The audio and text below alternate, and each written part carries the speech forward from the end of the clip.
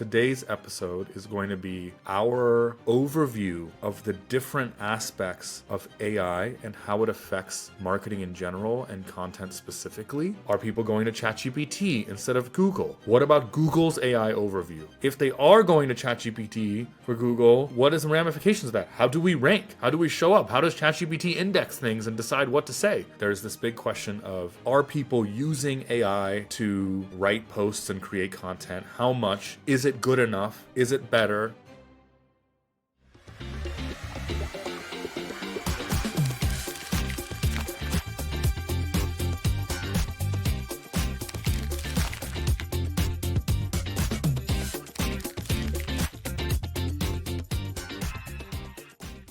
Okay, it's 2025 and we're back. We are Are you back. excited?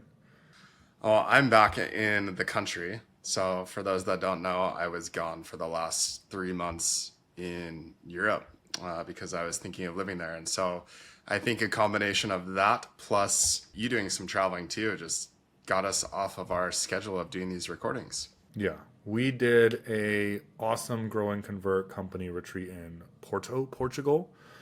And then Benji just stayed and became Portuguese for a month and a half. But he's back in San Diego. And we got, off schedule here. But we're back. And what we want to talk about today, and what probably the next several videos will be on because it's interesting and a complicated topic with lots to discuss, is AI and content marketing. And let me set the stage. Today's episode is going to be our overview of the different aspects of AI and how it affects marketing in general and content specifically. It's in multiple components. Then we will do subsequent episodes on each part of it. So, overview. AI affects content marketing in two sides of the process. The generation side, there's this big question of, are people using AI to write posts and create content? How much? Is it good enough? Is it better? Do you need human writers? And there's this whole thing. Is it going to be flagged by Google? Will it still rank? Is it a good strategy to publish 10,000 pieces via AI because that's its big main benefit versus whatever number with humans? There's that discussion. So generating the content. Then on the opposite side of the spectrum, there's AI in how your potential customers are finding information. In other words, AI for search.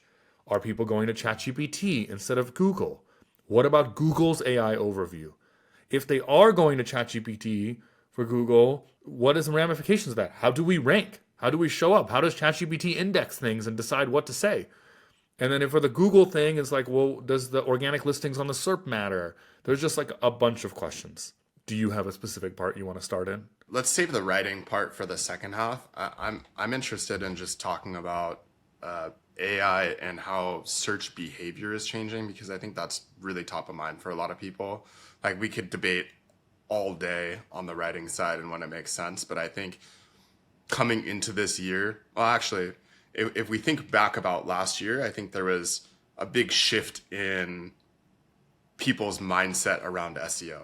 Like, again, I think the last 6 months I saw more SEO is dead again than ever before. Maybe not than ever before, but I feel like every few years there's something that happens. And It then seems like everyone every just, year. And before Benji continues too far, I should say we have something very substantive we can discuss on the writing side in the second half. We surveyed, I think there were 50 some responses of writers that either are on the Grow and Convert list and marketers, and detailed over a dozen questions about how much and how they're using AI for writing and what they think. And so we have that coming out, and if we have time on this episode, we'll discuss some of that. So it's more than just us pontificating. That part should be pretty interesting. Go ahead, AI and search. yeah, but I feel like, so what happened at the end of last year is a lot of people felt like search is dying because ChatGPT and some of these AI tools is going to take over. Also, I feel like people felt like SEO is getting a lot harder because the search engine results page was changing a little bit, and maybe people were seeing clicks go down. So there were just like a combination of a lot of things that was happening with like new technology combined with Google doing things that made people feel very uncomfortable about the future of SEO. So yeah, we can get into just discussing pieces of that.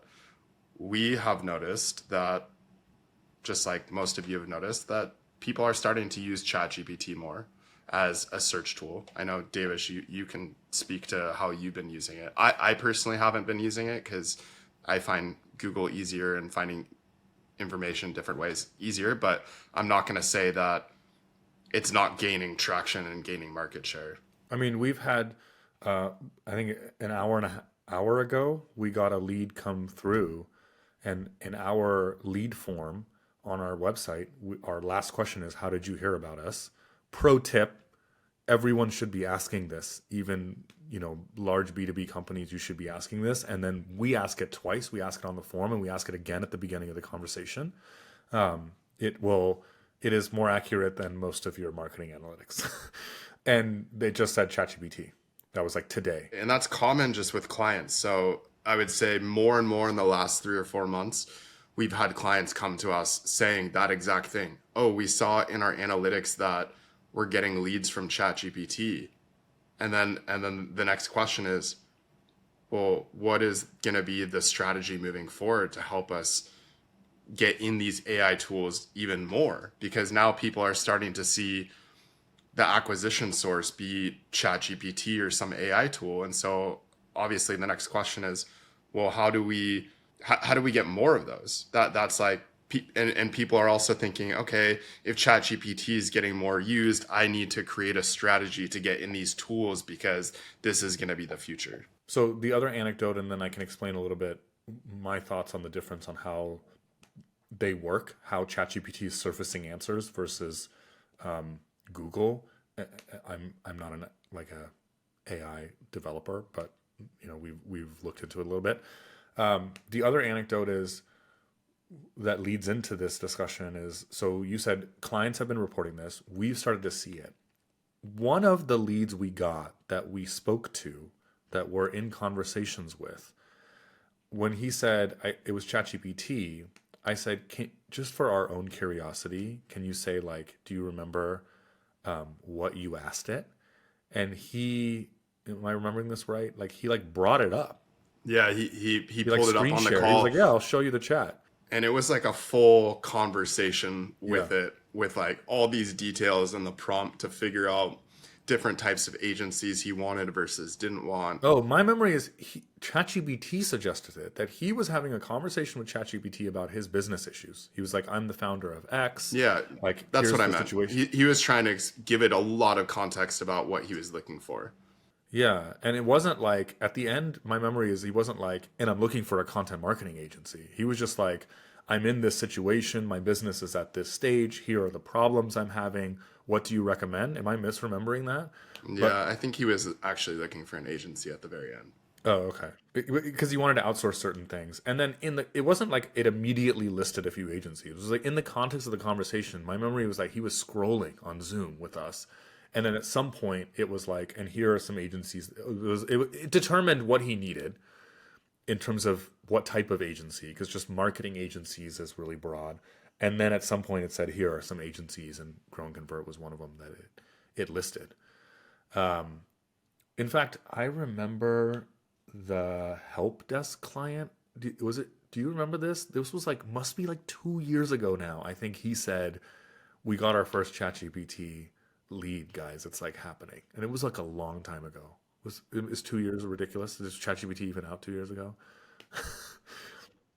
It was a long time ago, and I swear he mentioned this. Anyway, then the question becomes from marketing teams all over is, how do we show up on that? Look, the foreshadow is we don't know yet. I think there are a few people I've seen. Rand Fishkin post some stuff on Twitter about like him trying to do some experiments of like kind of SEOing LLMs. But one thing that we're working on is analyzing that. And so that's one of the things that we're working on that we will do a future episode on. Specifically, last year or something, I did a post that I was convinced was going to blow up, and nobody cared. It absolutely didn't blow up, about the correlation of ChatGPT results and Google results. And so I was like, but it showed some level of correlation that if you ask ChatGPT for product recommendations, and I used like 7 examples of, I think it was mostly like B2B type products like software, there seemed to be a correlation of the products that ChatGPT recommended for each of the questions I asked were products that tended to be mentioned many times on Google's first page results. That's fine. So that was something interesting. What Caitlin on our team has done, this analysis she's done that we are in the midst of writing, and we will be recording an episode with her next week, going into the results, is she took it a step further and did something very interesting, which is she looked at 100 plus. I don't have the spreadsheet with me of her data, but we'll look at it next week.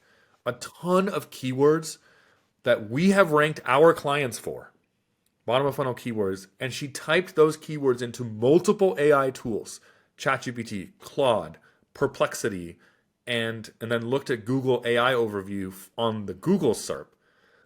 And she looked at, for ones that we're ranking on page one, do those tools recommend our client when you just type in that query into the tool itself?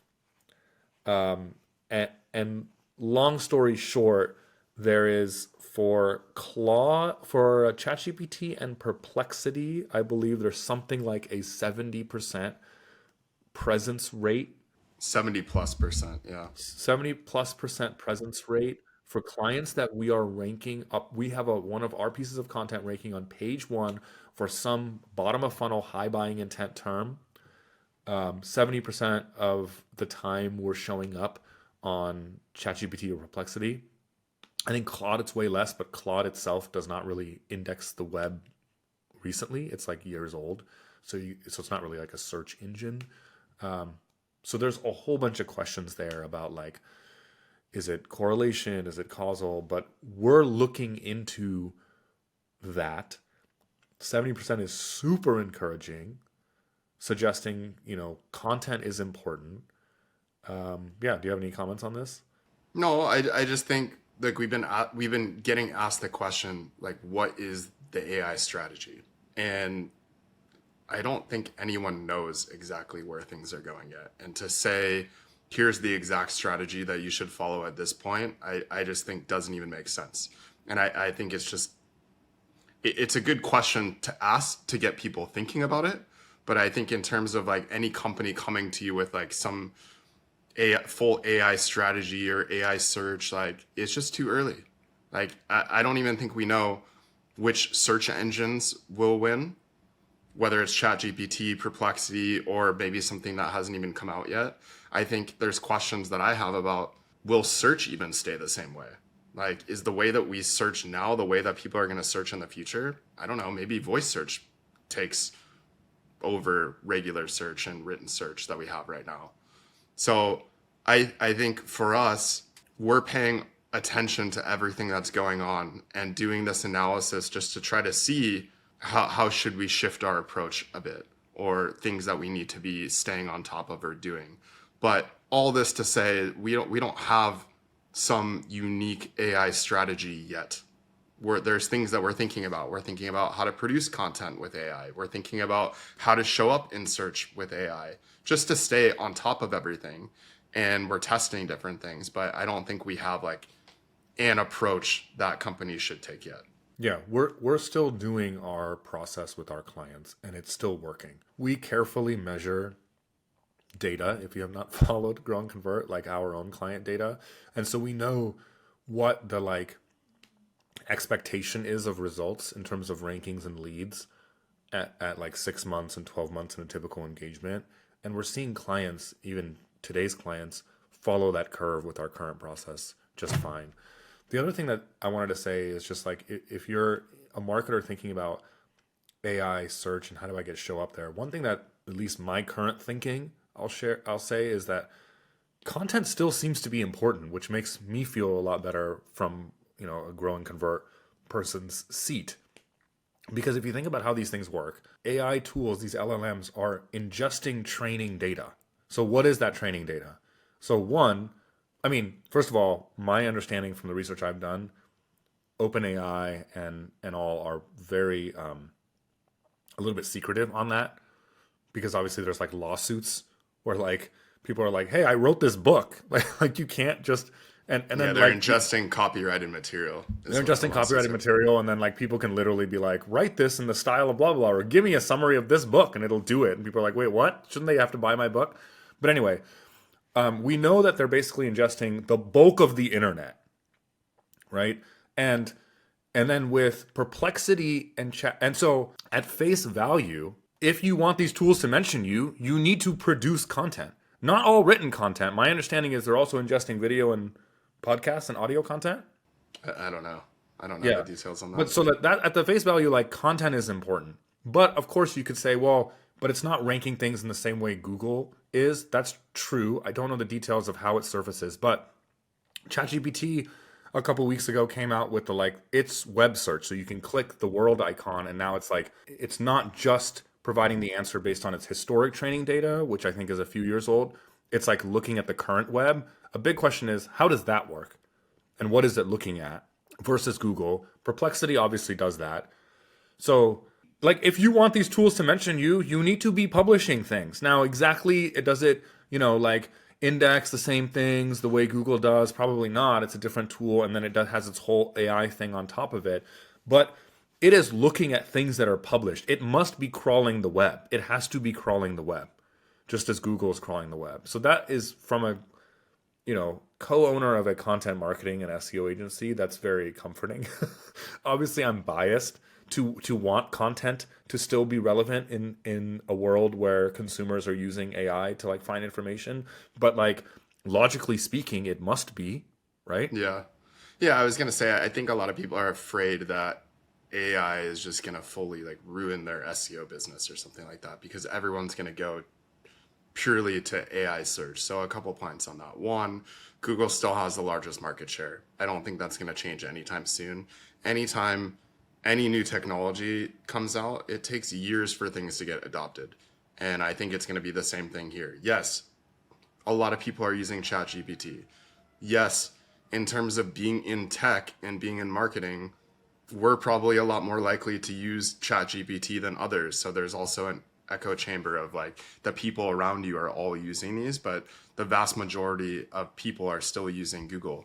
And that's why we're only starting to see trickles of the sources coming from the AI tools. So the good news on that is one, there's still time to figure it out. The tools aren't at the stage where they're at maturity yet. And so a lot of this stuff is just going to continue to change. And so, again, I think our standpoint on all this is just keep paying attention to what's happening, keep paying attention to the trends, and keep adapting your process as you see fit. But I don't think at this point it makes sense to completely go from, like, let's say human written content to fully AI just because it's being talked about a lot, or move from an SEO agency that focuses on Google to just ChatGPT or some of these other tools because again, we're not there yet. And so I don't know, maybe that alleviates some people's concerns, but I think from a lot of the rhetoric you see, there's like a push towards if you're not doing AI stuff, you're failing or you're going to fail. It's like, yes, it's important to keep thinking about it, but like there's also not a ton to do at this point other than to play around with it, test things, keep experimenting, and yeah, maybe you'll be ahead of a lot of the other people that aren't doing that. It's because of the rhetoric you see of the people that are on LinkedIn and Twitter that are like trying to be influencers. So of course they're gonna need to be the most like forward, thinking or looking. But we run into regular companies that are multi-million dollar businesses that aren't even ranking on Google for the most obvious search terms for them. This is Google. It takes a long time for people to be relevant. Okay, that's one last thing I'll say on the AI and search side. There could be something I'm thinking of is there could be some what, like differences in strategy from what we do now to a world where there's like a huge component of people that are searching in, AI tools, which is at least where my mind is going. And since this is a overview episode where we're talking about this, is top versus bottom of funnel content. Yeah. Like we do bottom of funnel content because we know there is search volume for search terms of someone typing in things like IT security software. And we see what Google is ranking for it. But in AI, if they're having these overall conversations, like a business owner talking about the things that, their business problems, and along the way they talk about content marketing and it recommends AI, content marketing agencies, including us, that's there's a big question of, well, what is ChatGPT using when it decides to recommend us? And how does it decide in that conversation that it's appropriate to do that? I don't know if any of us will ever figure that out. But I can see a world where if people are interacting with a quote unquote search engine, if we call ChatGPT a search engine in this use case, if they're interacting it in a more conversational and general way as opposed to just typing in a keyword like men's running shoes in terms of a B2C query, then you can see like if you sell running shoes, just doing SEO on your men's running shoes page in that example that you would do in Google is not going to have you necessarily show up when someone's having a larger discussion about exercise and it recommends running shoes, right? That maybe you need to be producing some of this larger content. This is total and complete speculation from my side. I don't know yet. But since we're having this kind of high level conversation, I figured that is something I'm thinking about already. We have not revised and we're not revising our actual engagement with clients yet to do any of this. Yeah. Okay. Now that we're thinking about how could strategy potentially shift, I have some ideas. I think last year the SEO is dead crew, which is like pretty much everyone on LinkedIn, because they're trying to promote that LinkedIn is the best distribution channel. I feel like, but look, there's some truth behind what people are saying. Like I don't think SEO is dead. I just think what people search for in Google is changing, and so. What? How? I think that a lot of top of funnel query searches are being taken care of in social, and those are actually searches that you could use AI tools for, where you can just get a broad summary. Whereas before, a lot of those clicks would have gone to pieces of content from Google. I think a lot of the top of funnel queries, I don't know, if you were to go type in what is content marketing, I'm sure Google will give you a pretty good overview of what content marketing is, where that traffic used to go to an individual company's page. I think that's now taken care of in summaries. So does top of funnel content in SEO become less important? Maybe. I think that is something that could happen. I think in terms of how people are getting information, I do think, I mean, we were having this conversation the other day. I think the way the channels and the media that we consume is changing over time. Like you and I both listen to a lot of podcasts in different areas that we're interested in. We watch YouTube channels, for example, like the series. People consume video or a Spotify podcast or Apple Music podcast just to get new information. Whereas like in the past, they may have gone to read articles on those topics. They scan LinkedIn and Twitter for interesting ideas. And so I do think that like a lot of the thought leadership type content or the more top of funnel content is going to be found and consumed in other channels beyond Google. But that is to say, I still think that Google is going to be used for a lot of these bottom of the funnel queries. Like if you're ready to buy something, you're not going to browse podcasts. Yeah, browse podcasts or even going into ChatGPT. That's been some of my frustration, as I feel like the accuracy in terms of the information it gives you is not always great. And so if I have a need to actually buy something, I'm not necessarily trusting that to give me the best information there. And usually I still am going to Google for those types of queries. And so I do think that it kind of lends itself to our process in terms of it going bottom of the funnel up, but like a little bit of foreshadowing, I am thinking through how our service needs to change to distribute ideas through some of these mediums that people are paying more attention to. So in the past, we did something called community content promotion, which was sharing our articles in various communities to try drive traffic back to that. I think going into the future, I think we're going to need to share a lot of content in Twitter and LinkedIn in different formats. Like even Twitter the other day just released the ability to write articles on Twitter.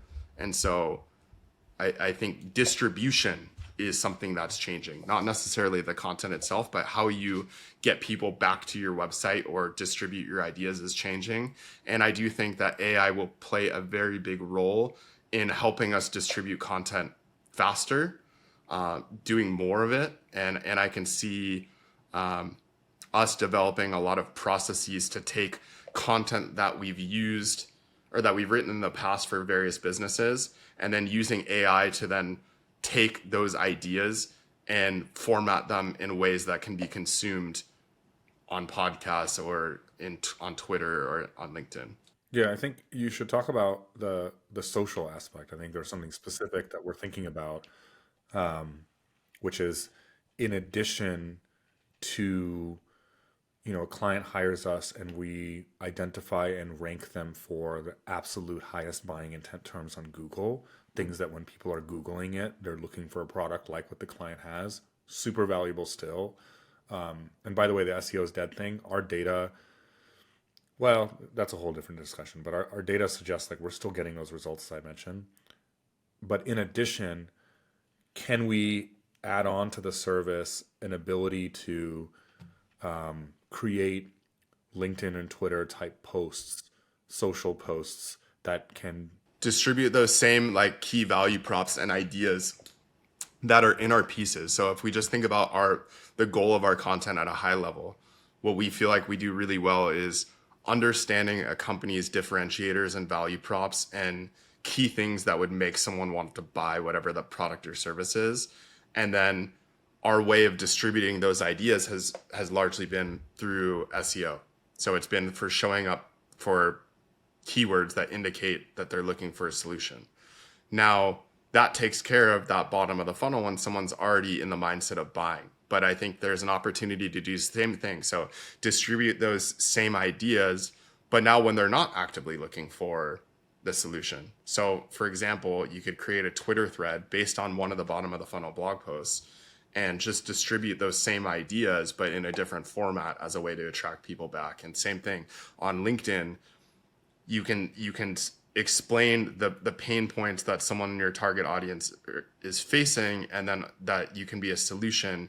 Just the format of that content needs to change from just a blog post going after a keyword to maybe a LinkedIn post that shares those same ideas. And so at the moment, I think AI is going to be one of the ways that we're able to scale this type of thing up and figure out a way that we can do this for the clients where it doesn't sound like AI. It actually has the voice of the person that would be sharing it on LinkedIn or on Twitter in various formats. And I think that's actually now transitioning more into the writing side of things. We've been experimenting with trying to write articles purely with AI, human assisted, and all various things. And I think the best use case that I've found so far for the writing side is taking existing articles that we've written and basically summarizing those ideas. And so that's why I think using AI to kind of shortcut the distribution is actually the best use case that I found over purely just writing articles from scratch using AI. And maybe you can get more into the nuance and the details around maybe the shortcomings in what we've seen on the writing side so far, and maybe even how we're thinking of solving it. Yeah, I mean, we can talk about just our experiments or we can talk about the survey. Either one. I mean, maybe experiments would be more interesting, just like what we've done so far. And then, I mean, you can talk about the survey data because I think the data that came from that just kind of made us realize that we need to be doing more around testing things with AI. And so Let's start with the yeah. survey data, and then we can talk about, and some of that will transition into the weaknesses. So we surveyed, so we started to have this discussion about like AI writing. I forgot how it started, but basically, at some point, we decided or got advice. Like we were like, our stance has been AI writing is not great. When it started coming out, we would experiment with like, can we give ChatGPT some prompts to have it write similar posts as us? And to to kind of give the ending to the story at the beginning, AI like and let's be honest, and I'll show you some of the survey results. The vast majority of when marketers and people are talking about AI writing, the vast majority are using ChatGPT, which in our experiments is not the best one, but nonetheless, that's what people are necessarily talking about.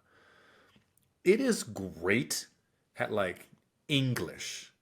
And if you remember when it first came out, what a ton of people were sharing on Twitter were these like cool things where it was like, take the Gettysburg Address from Abraham Lincoln and write it in surfer language.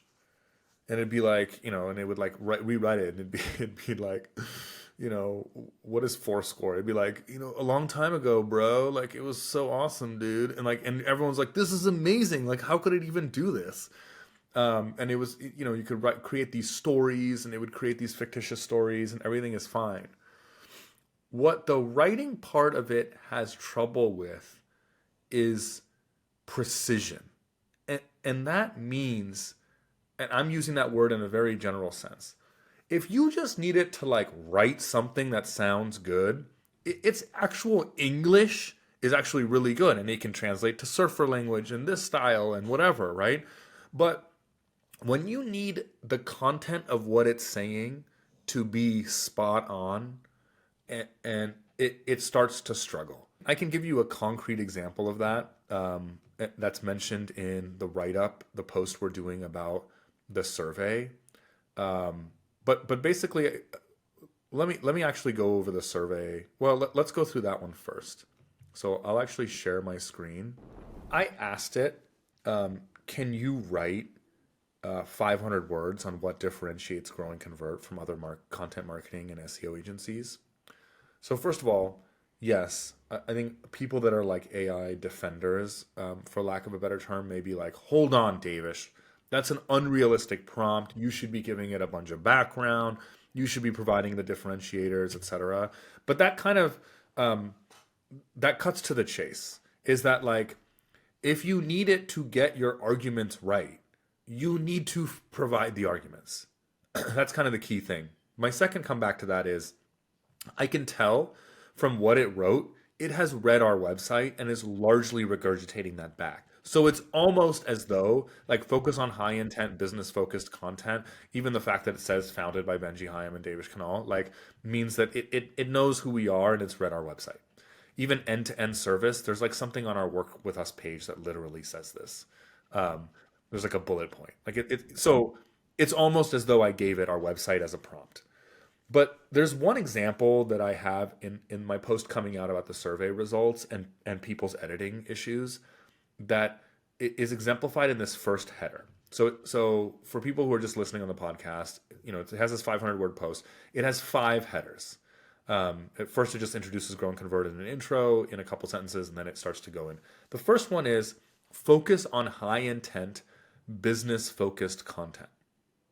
And to like summarize the 2 paragraphs it has under that, it basically says, like, this 2 sentences are actually a spot on summary of Grow and Convert. Many content marketing agencies produce high volumes of blog posts, often centered around top of funnel keywords or general topics that aim to drive broad traffic.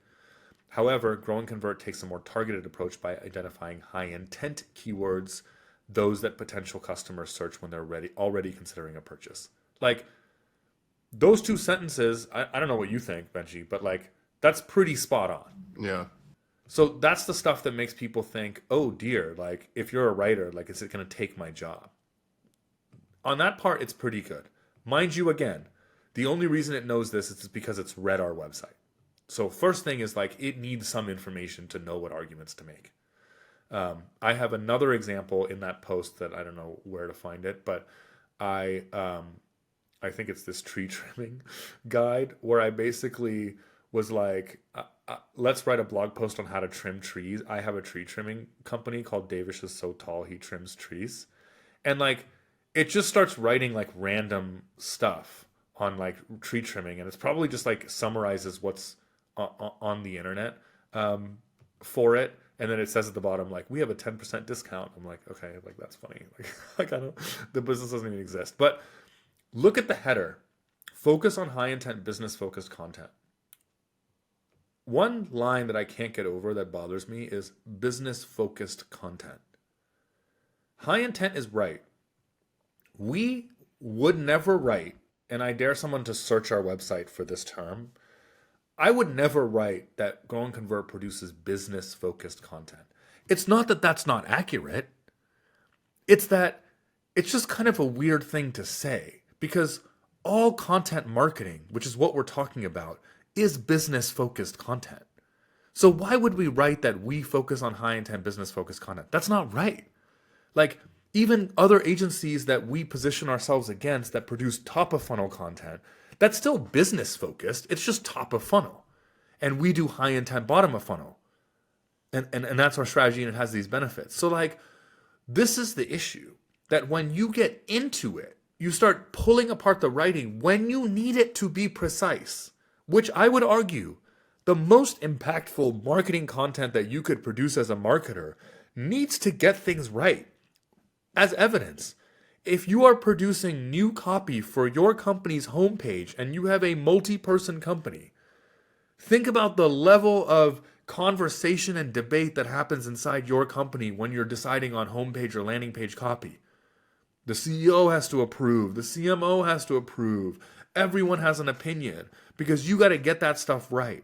So if you're producing blog content that also is ranking for important keywords where you need to sell your company, it'll look like it's actually pretty good at first glance. But when you start thinking about what the arguments it's making is, you start to see this little tidbit business focused content times 100 over and over again. And what that leads to is as you start editing, you're just like, oh man, like maybe I should have just written this myself.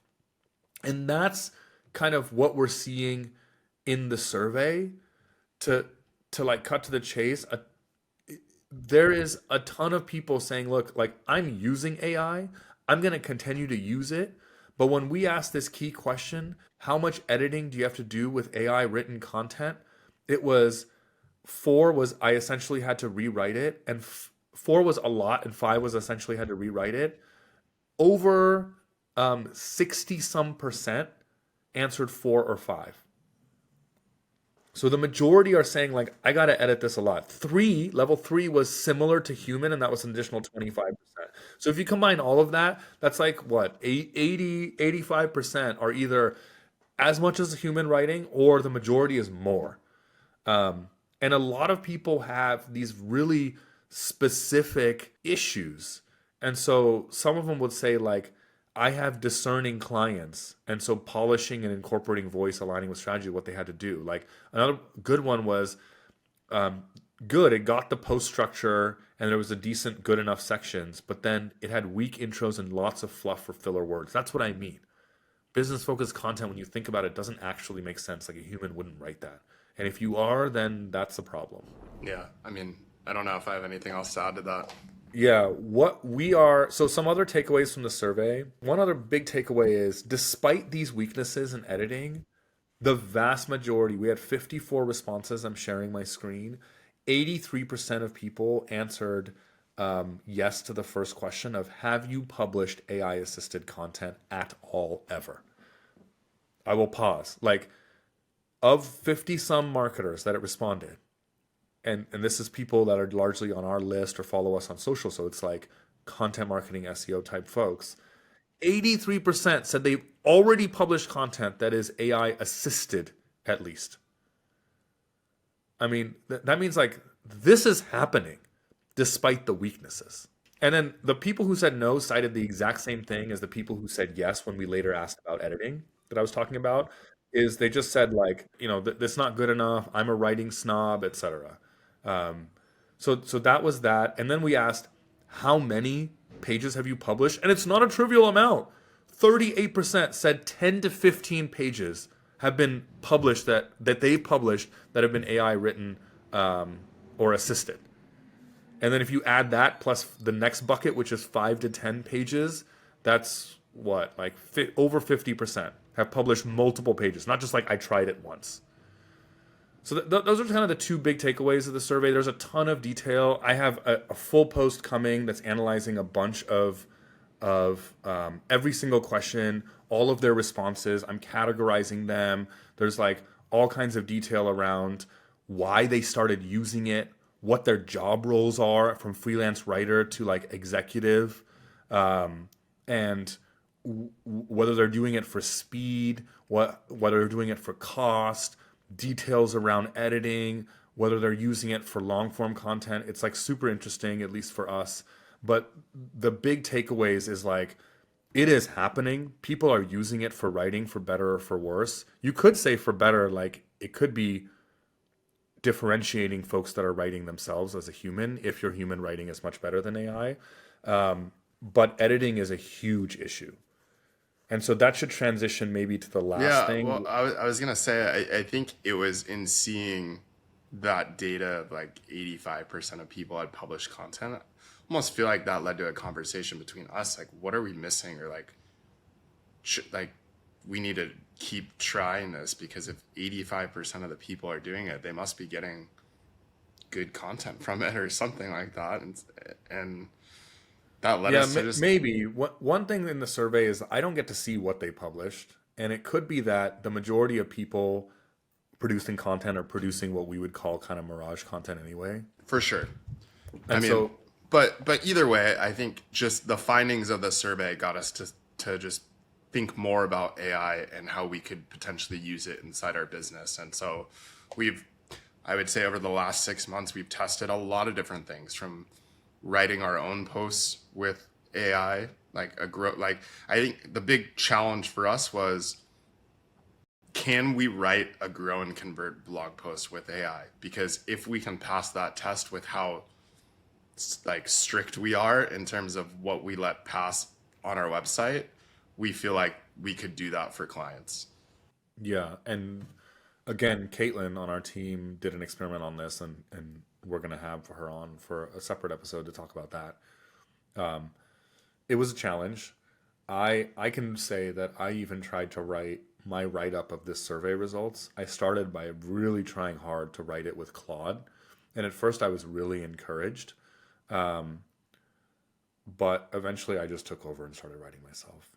But I think a big thing, like one other thing I should say on the AI survey that was really interesting was some of the people had this response where they said, I think they could like kind of tell they're responding to a grow and convert thing and they know we're like writing elitists, which I'm proud of, is they said, look, a lot of my clients don't really care.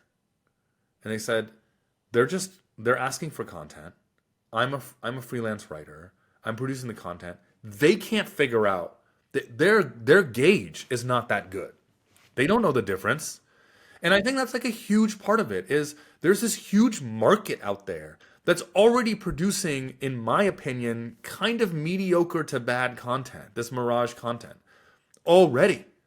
And they're just checking a box. So if you're doing that, then yeah, that's replaceable by AI writing. But your best content that has to get the messaging right and the positioning right and the value proposition right, it is a struggle. And so there's all kinds of nuance there. So this is the summary of what we're talking about. Probably the next episode, we're going to deep dive with Caitlin on what we talked about at the beginning of this episode, which is our or her analysis of how much coverage we have on AI tools for the same terms that we're ranking clients for on Google. Should be super interesting. And later we may do additional deep dives on our experiments on the AI writing side. If you have your own data or experiments and things you've been doing with AI, both from a showing up in AI chat tools or AI writing, like send us an email, reply in comments. If you're getting this, you probably know how to get a hold of us. We would love to kind of hear what people are up to, and go from there. If you like this video, don't forget to subscribe. You can also get the audio-only versions of these shows wherever you get your podcasts. And you can follow us at growandconvert.com/newsletter for any articles and updates for when these videos come out.